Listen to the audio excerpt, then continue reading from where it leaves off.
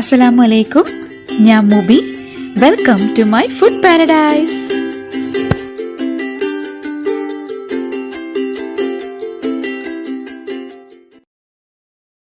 Hi, ഇന്ന് ഞാനിവിടെ മലബാറിൻ്റെ സ്വന്തം കക്കറൊട്ടി ആയിട്ടാണ് വന്നിരിക്കുന്നത്. ഇതിനെ കുഞ്ഞിപ്പത്തലെന്നും ആണപ്പത്തലെന്നും എന്നൊക്കെ വിളിക്കും. പക്ഷേ വളരെ ടേസ്റ്റിയാണ്. എൻ്റെ ഈ റെസിപ്പി ഇഷ്ടപ്പെടുകയാണെങ്കിൽ മറക്കാതെ എൻ്റെ ഈ ചാനൽ സബ്സ്ക്രൈബ് ചെയ്യണം.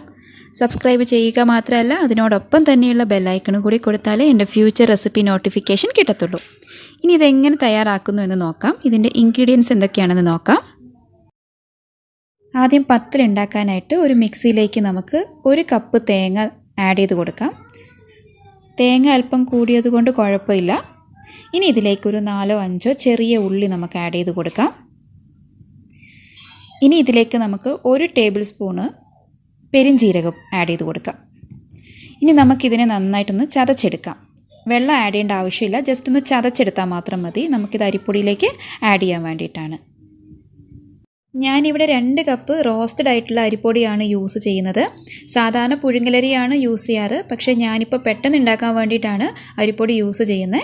ഇനി ഇതിലേക്കൊരു 1/2 ടീസ്പൂൺ നമുക്ക് ഉപ്പ് ആഡ് ചെയ്ത് കൊടുക്കാം. നമുക്ക് റോസ്റ്റഡ് അരിപ്പൊടി തന്നെ വേണം, അല്ലെങ്കിൽ ആ ഒരു ടേസ്റ്റ് കിട്ടത്തില്ല. സെയിം ടേസ്റ്റ് തന്നെയായിരിക്കും പുഴുങ്ങലരിയുടെ തന്നെ. ഇനി 1 ടീസ്പൂൺ ഓയിൽ കൂടി ഒഴിച്ച് കൊടുത്തിട്ട് നമ്മൾ നേരത്തെ ചതച്ച് വെച്ചിരിക്കുന്ന നമ്മുടെ തേങ്ങാക്കൂട്ട് ഇതിലേക്ക് ആഡ് ചെയ്ത് കൊടുക്കാം. തേങ്ങാക്കൂട്ട് ആഡ് ചെയ്ത് കൊടുത്തിട്ട് നന്നായി ഒന്ന് ഇളക്കിയെടുക്കണം. സ്പൂൺ ഉപയോഗിച്ചോ അല്ലെങ്കിൽ കൈ ഉപയോഗിച്ചോ നമുക്കിത് നന്നായിട്ടൊന്ന് മിക്സ് ചെയ്ത് കൊടുക്കണം. ഇനി ഇത് നമുക്ക് കുഴയ്ക്കാനായിട്ട് ഞാൻ തിളപ്പിച്ച വെള്ളമാണ് യൂസ് ചെയ്യുന്നത്. തിളച്ച വെള്ളം തന്നെ നമ്മൾ യൂസ് ചെയ്യണം. അത് കുറേശ്ശെ ആയിട്ട് ഒഴിച്ച് കൊടുക്കണം. കുറച്ച് ആഡ് ചെയ്ത് കൊടുത്ത് ജസ്റ്റ് ഒന്ന് ഇളക്കി കൊടുക്കുക. നല്ല ചൂടുള്ളത് കൊണ്ട് കൈ കൊണ്ട് ഇളക്കാൻ പാടായിരിക്കും. സോ ജസ്റ്റ് ഒന്ന് ഇളക്കി കൊടുത്തിട്ട് ഇനി നമുക്കതിനെ കൈ കൊണ്ട് നമുക്കൊന്ന് നന്നായി മിക്സ് ചെയ്ത് കൊടുക്കാം. സാധാരണ 2 കപ്പ് അരിപ്പൊടിയാണെങ്കിൽ നമുക്കൊരു 1 കപ്പ് വെള്ളം മതിയാകും. സോ നമുക്കത് ആഡ് ചെയ്ത് കൊടുക്കാം. നന്നായിട്ട് കുറേശ്ശെ ആഡ് ചെയ്യാവൂ. എന്നിട്ട് നമുക്ക് നന്നായിട്ടൊന്ന് കുഴച്ചെടുക്കണം. ഇത് ഒരുപാട് കട്ടിയായി പോകാനും പാടില്ല, അതുപോലെ ഒരുപാട് ലൂസായി പോകാനും പാടില്ല. നന്നായിട്ടൊന്ന് കുഴച്ചെടുക്കണം. ഏകദേശം എനിക്കൊരു 1 കപ്പ് തന്നെ മതിയായുള്ളൂ. ഇതിനകത്ത് വെള്ളം നന്നായി കുഴച്ചെടുത്തിട്ടുണ്ട്.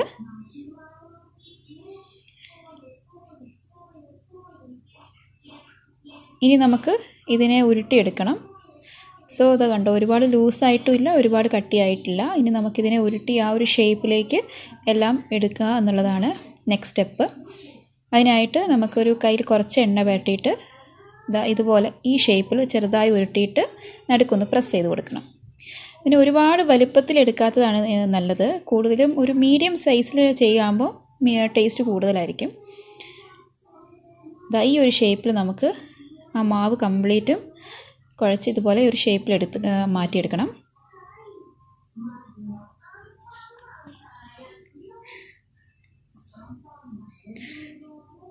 ഞാനിവിടെ എല്ലാത്തിനെയും ഇതുപോലെ ഉരുട്ടിയെടുത്തിട്ടുണ്ട്. ഈ ഷേപ്പിൽ നമ്മൾ ഉരുട്ടിയെടുക്കണം. ഇനി നമുക്കിതിനെ ഒന്ന് സ്റ്റീം ചെയ്യാനായിട്ട് ഞാനിവിടെ ഇഡ്ഡലിയുടെ പാത്രമാണ് യൂസ് ചെയ്യുന്നത്. ഇതിൻ്റെ സ്റ്റീം ചെയ്യുന്ന ആ ഒരു തട്ടിലേക്ക് ഞാൻ നമ്മുടെ കക്കറൊട്ടിയുടെ റൊട്ടികളെല്ലാം തന്നെ ആഡ് ചെയ്ത് കൊടുക്കുകയാണ്. എനിക്ക് കംപ്ലീറ്റ് അതിലേക്ക് ആഡ് ചെയ്യാൻ പറ്റിയിട്ടില്ല. അപ്പോൾ ഞാൻ ഇഡ്ഡലിയുടെ ആ ഒരു തട്ടും കൂടി ആഡ് ചെയ്ത് കൊടുക്കും.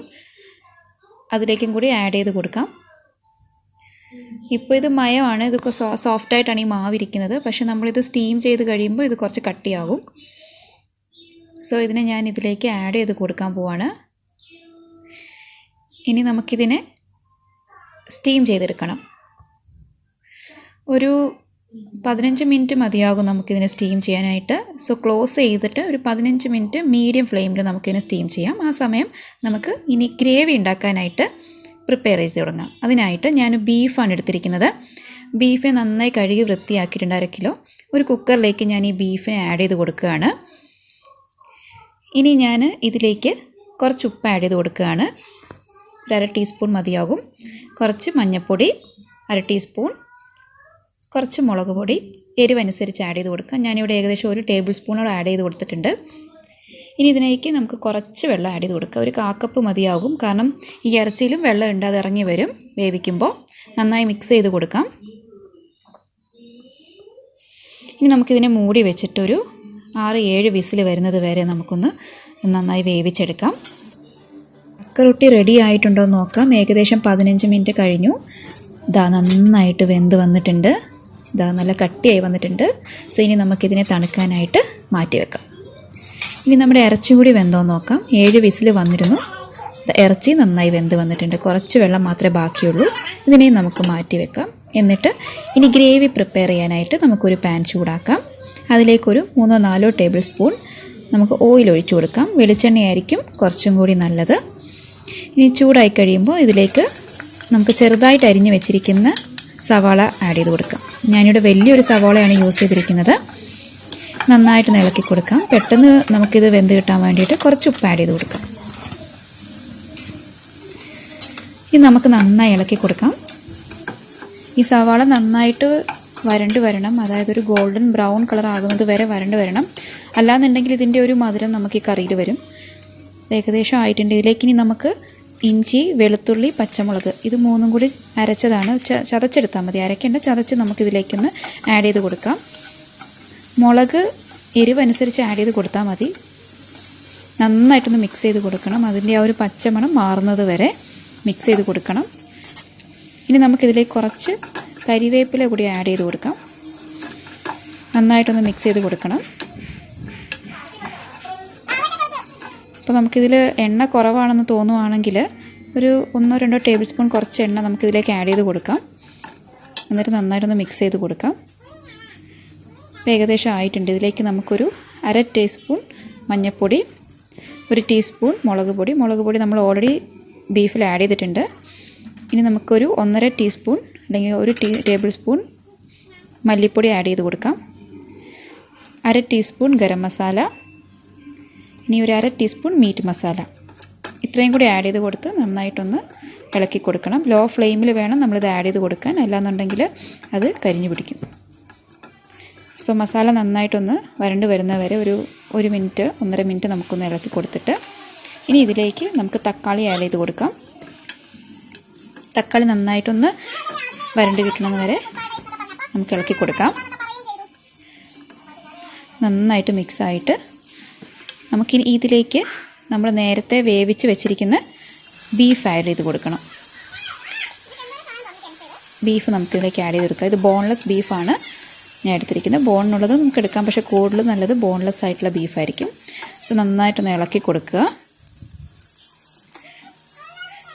നമുക്കിനി ഇത് വേവിപ്പിക്കണം. ഒരു കുറച്ച് വെള്ളം ഒഴിച്ചിട്ട് ഒരു 1/2 ഗ്ലാസ് വെള്ളം മതിയായിരിക്കും.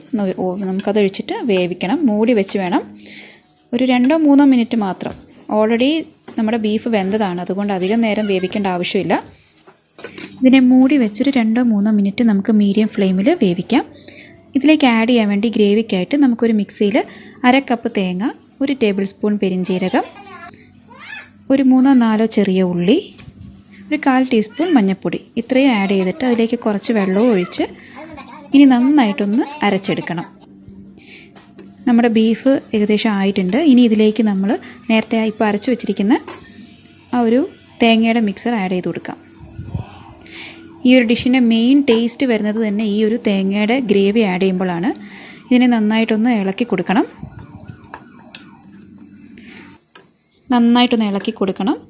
ഒരു മിനിറ്റോളം നമുക്കിതിനെ ഒന്ന് കുക്ക് ചെയ്തെടുക്കണം. കുറച്ചും കൂടി നമുക്ക് വെള്ളം വേണമെന്നുണ്ടെങ്കിൽ ആഡ് ചെയ്ത് കൊടുക്കാം. കുറച്ച് ഗ്രേവി ആയിട്ടിരിക്കുന്നതാണ് ഈ കക്കറൊട്ടിക്ക് നല്ലത്. സോ ഞാൻ കുറച്ച് വെള്ളം കൂടി ആഡ് ചെയ്ത് കൊടുത്ത് നന്നായിട്ടൊന്ന് ഇളക്കി കൊടുക്കുന്നുണ്ട്. ഇനി വേണമെന്നുണ്ടെങ്കിൽ ഉപ്പൊന്ന് നോക്കുക. ഉപ്പ് കുറവാണെങ്കിൽ കുറച്ചും കൂടി ഒന്ന് ആഡ് ചെയ്ത് കൊടുക്കാം. ഞാൻ കുറച്ച് ആഡ് ചെയ്ത് കൊടുത്തിട്ടുണ്ട്. ഇനി നന്നായി ഇളക്കാം. ഇനി നമുക്ക് ഇതിലേക്ക് നമ്മൾ നേരത്തെ പ്രിപ്പയർ ചെയ്ത് വെച്ചിരിക്കുന്ന നമ്മുടെ കക്കറൊട്ടി ആഡ് ചെയ്ത് കൊടുക്കാം. കക്കറൊട്ടി നന്നായിട്ടൊന്ന് ഈ ഗ്രേവിയിൽ മിക്സ് ചെയ്ത് കൊടുക്കണം. നന്നായിട്ട് മിക്സ് ചെയ്ത് കൊടുക്കണം. ഓൾമോസ്റ്റ് നമ്മുടെ കക്കറൊട്ടി റെഡിയായി വന്നിട്ടുണ്ട്. ഇനി നമുക്കിതിനെ അധികം നേരം കുക്ക് ചെയ്യേണ്ട ആവശ്യമില്ല. ഓൾമോസ്റ്റ് ആയിട്ടുണ്ട്. ഇനി കുറച്ച് മല്ലിയിലയും കൂടെ നമുക്കിതിലേക്ക് ഇട്ടിട്ട് നമുക്കിനി ഇതിനെ ഒരു 1 മിനിറ്റ് അല്ലെങ്കിൽ ഒരു 30 സെക്കൻഡ് മൂടി വെച്ചിട്ട് ലോ ഫ്ലെയിമിൽ കുക്ക് ചെയ്തെടുക്കാം. ദാ നമ്മുടെ കക്കറൊട്ടി റെഡിയായി വന്നിട്ടുണ്ട്. വാവ്, നല്ല ടേസ്റ്റി ആയിട്ടുള്ള ഒരു ഡിഷാണ്. മലബാറിലെ ഏറ്റവും പ്രിയപ്പെട്ട ഒരു ഡിഷും കൂടിയാണ്. സോ തീർച്ചയായും നിങ്ങളിത് ട്രൈ ചെയ്ത് നോക്കണം. എൻ്റെ ഈ റെസിപ്പി ഇഷ്ടപ്പെട്ടെങ്കിൽ നിങ്ങൾ തീർച്ചയായിട്ടും ട്രൈ ചെയ്ത് കമൻറ്റും കൂടി ചെയ്യണം. അതോടൊപ്പം എൻ്റെ ചാനൽ സബ്സ്ക്രൈബും ചെയ്യണം. Thank you for watching.